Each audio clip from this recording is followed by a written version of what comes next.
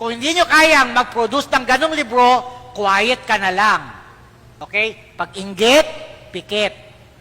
Yung mga bashers do sa Cebu, kasi father, nagka-tablet. Tablet. Kasi bulag nga. Kung hindi ako bulag, hindi ako mag-tablet. Bobo ka ba? Bobo. O, upload nyo yan, yung bobo. Bobo ka ba? Bobo. Ayan. Grabe mga pare, ganito na pala ang mga pare ngayon na ano ba yan?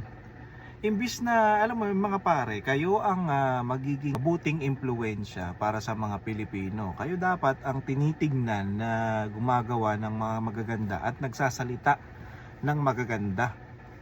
Diba? Pero ikaw, bobo ka ba? Ano yun?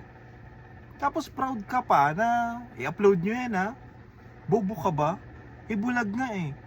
Diba bilang isang pare, bilang isang alagad ng Diyos, dapat ikaw ang magiging magandang impluensya sa mga Pilipino, sa mga parokyano mo. Pero bakit ka nagsasalita ng ganyan? Isa pa, may mga batang nandyan at nakikinig sa'yo.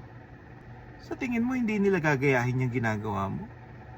Baka maging ano pa nila, sabihin pa nila, yung pare nga nagsasabi ng bobo, kami pa kaya.